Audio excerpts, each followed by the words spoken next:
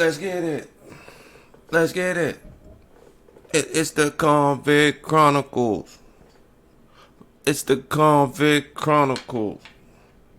It's the Convict Chronicles. Convict Chronicles. Gotta get it mixed and mastered so I, you know what I mean, have my little music. Drop this mixtape. What's going on out there though? It's Facts Media Global. You already know what it is. I'm back. New series, the Convict Chronicles, where we break it down and we distinguish the difference between inmates and convicts in the penal system. You know, try to get to the nitty gritty on how things are, and why things are. And I can guarantee you it's always going to go back, transfer back to who? Who you think? The inmate. The inmate. Why you think policies get shut down? Why you think there's no more smoking? Change the commissary list from being healthy to harmful.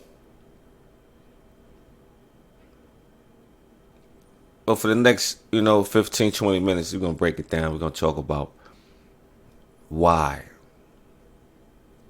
The whys, you know what I mean? Because you always want to get to that. You always want to get to the why. We already know they cut out cigarettes and why. Bet you they would have never cut off the cigarettes to those convicts that, allowed us to have school programs, allowed us to have,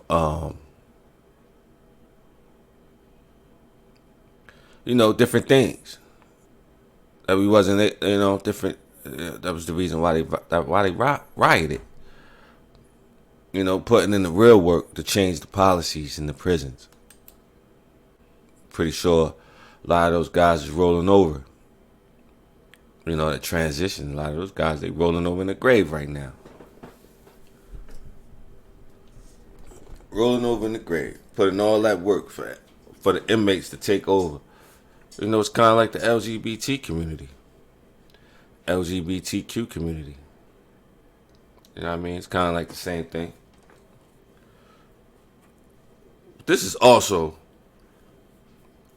the Morning Wake and Bake. This is just a segment of the Morning Wake and Bake, which I call the Convict Chronicles. And today we're going to break down the commissary versus the brown top. When I say the brown top, because I was going to say the mess hall, but not everybody is subject to the mess hall. Not everybody is subject to the mess hall, but everybody's subject. Nobody is too good for that brown top. That brown top, that can occur at any given time of the day. Any moment. One false move, the jail might shut down. Then you got the brown bag. Brothers and sisters. Let me get my thing right. Let me talk to y'all real fast. We try to put something in your head so y'all can have something to think about before y'all be able to make that move. Because you got to play the tape all the way through.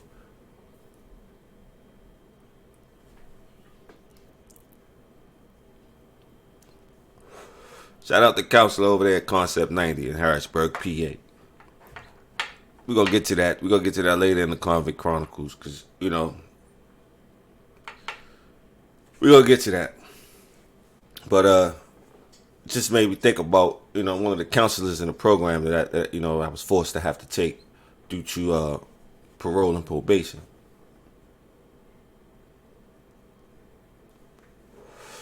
That was before the legalization of the marijuana. You know what I'm saying? And you gotta think about it. How many of our brothers and sisters done took a fall just because, you know, they had an issue with the marijuana and, you know, they had a dirty urine or whatever the case may be. How many years and years they just turning this around? They just turning all of this stuff around. But how many years and years and years of people's lives, kids around this time, around Christmas, had to lose their parents, their dad, because of violation? You know, because this is the prime time, and I'm gonna explain it to you.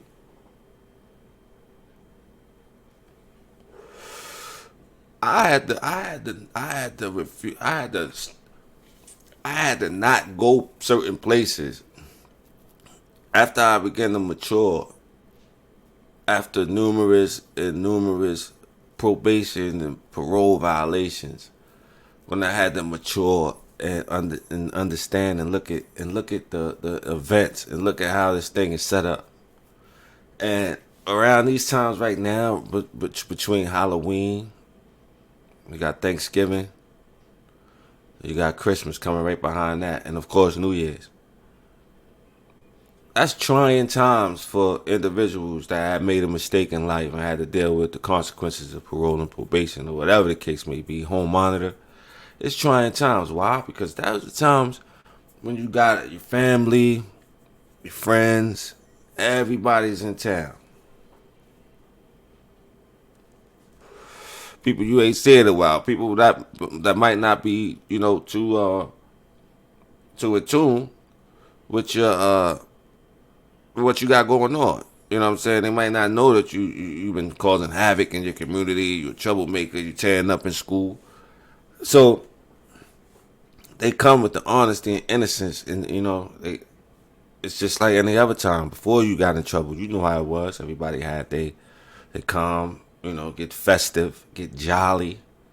You know, you got uncle, you got cousins, and everybody. They might be in the back, you know, indulging.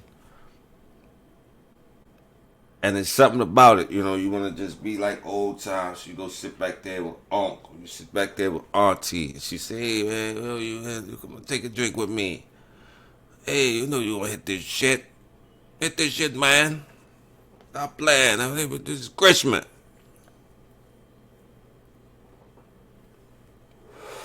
Next thing you know, lo and behold, you got your PO at the door or whatever. Because this is what they do. They use these times. This has been a fact. This has been proven that the Department of Corrections, they use times like these when they make sweeps. They make sweeps. They're gonna sweep you. Why would you want to make sweep days before Thanksgiving or on Thanksgiving or on Christmas Eve? Or why would you want to do that? There's a reason. You know? And I didn't mean to go off the topic, but let's get back to this conversation versus the brown top. Now, a lot of things change. A lot of things have changed. You know, I'm from the Renaissance. Let's say the Rikers Island Renaissance. There's a difference between these guys that was on the island now, 2000s, and millennium babies. They little Rikers Island millennial babies. But me, I'm from the Renaissance era. You know what I'm saying? I don't know if you understand Renaissance era, what that means. But that's where I'm from. From the Renaissance.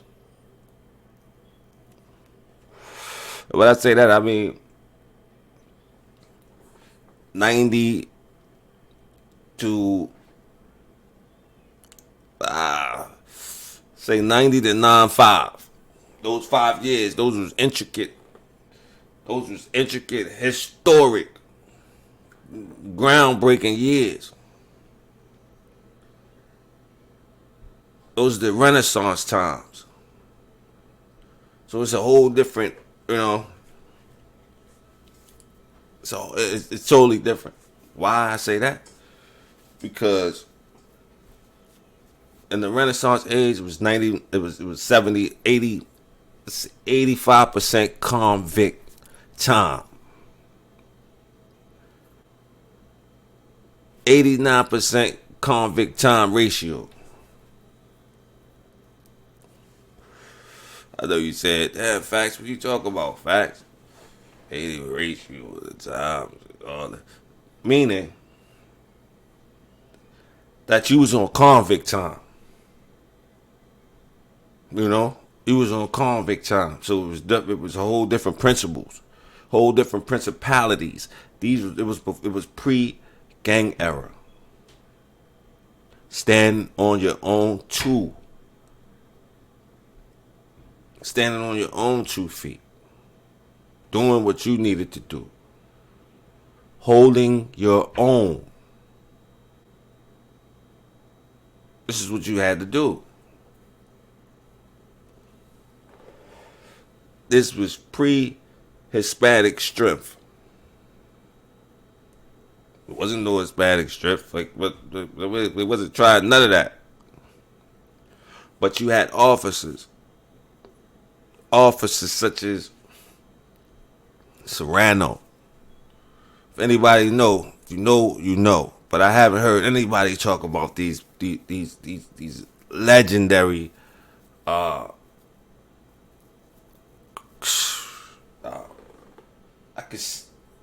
mean, it was just legendary terrorizing correctional officers on that island. I can name a few, but let me just talk. I'm gonna talk about 3 right now. I'm talking about Serrano, Brown, and Pitt. Serrano, Brown, Pitt, one lower. I had the pleasure of being the porter down there in one lower bank for, say, 3-4 months amongst, this is what, 92, amongst lions, amongst lions, amongst true convicts in every sense of the word, gladiators. We just lost one gladiator. We're gonna get to that later though. But it was different. It was before they changed the commissary up, so we had the sandwiches. You was able to go and get lunch meat. You was able to go get your different meats, your mayonnaise packs, your mustard packs, your Kool-Aid. Of course, you had just your cookies and things of that nature, but you had your Cheez-Its, you know what I'm saying? You had your donuts. You had all of that, but it was a different, you had more options. Brothers, y'all forget, that's y'all prison. That's y'all jail. The administration, them officers, they just work for y'all. So whatever y'all say goes, as long as y'all gotta stick together and y'all gotta write it up and y'all gotta make sure that y'all sticking to your guns. If you see that the commissary is unhealthy and is not beneficial, you gotta make a change. You gotta rally. If you know the food in the mess hall is not appropriate, you gotta rally for that change. But they understood and they seen the inmate influx, the influx of inmates coming in now because it was no longer. They didn't have to worry about. They seen that all of these inmates, they was just violence against each other. The inmates came in, and then the officers gained control. So they say now they so busy trying to slash, cut, and stab each other, we could just sit back and we can get everything, just buckle everything down the way that we wanted it to. So what did they do? They took the cigarettes away.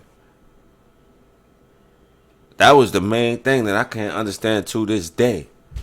How all of these so-called convicts allowed that to go down, allowed that to transpire. 1 second.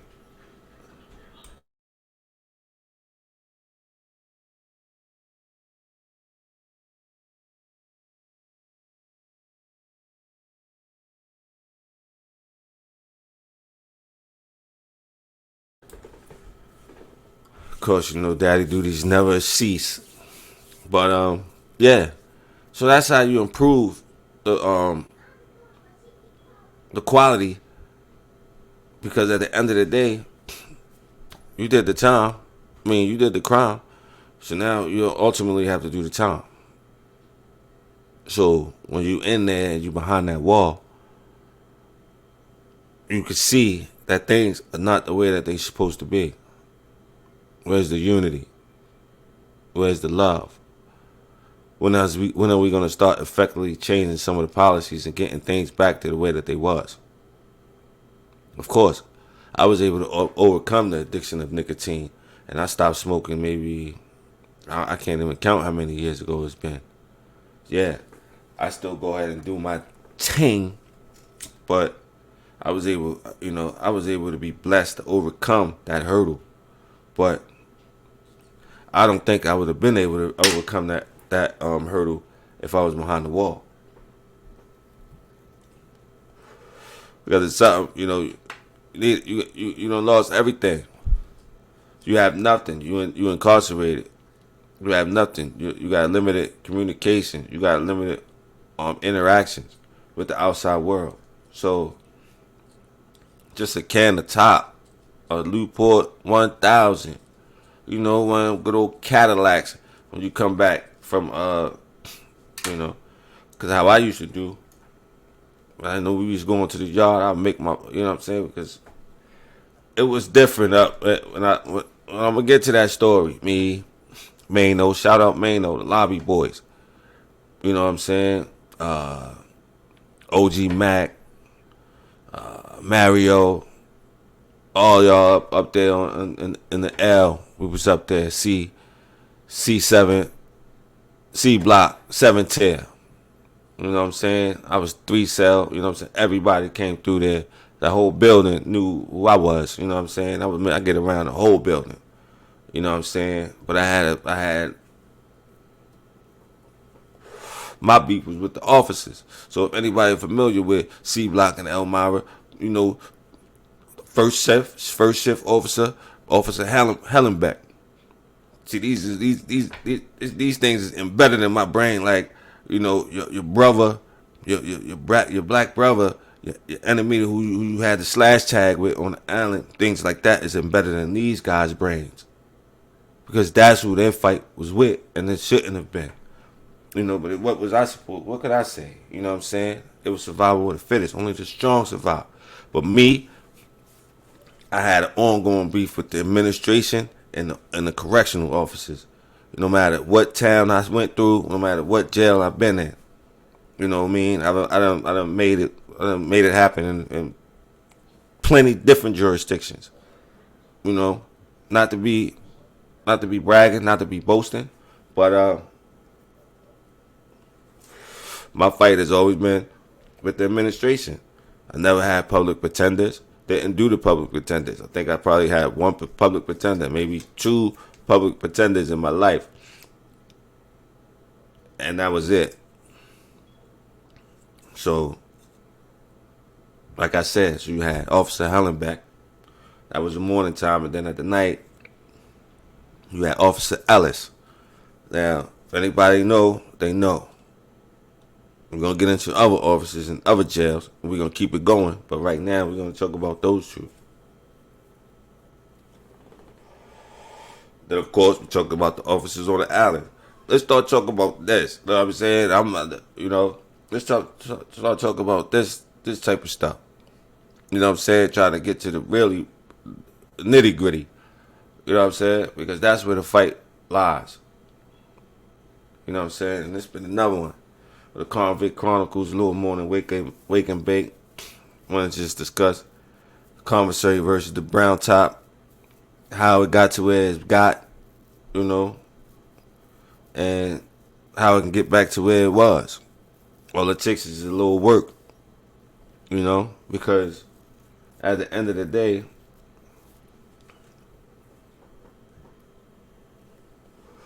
the brothers should have the cigarettes back. After all of the mishaps and all of these things that y'all done, administration that y'all done wrong, war on drugs, which is still going on to this day. But now we're just seeing that it's a whole different approach because it's the people that's in the suburbs and the rural neighborhoods of America that's taking the fall in an alarming rate. You know, we see that they don't want to take over. They don't want to take over the reins like all the last generations. They no longer want to work on the farm. They want to be on the iPad. We know this. We understand all of this. But we're going to keep it moving. You know what I'm saying? We're just going to keep it moving.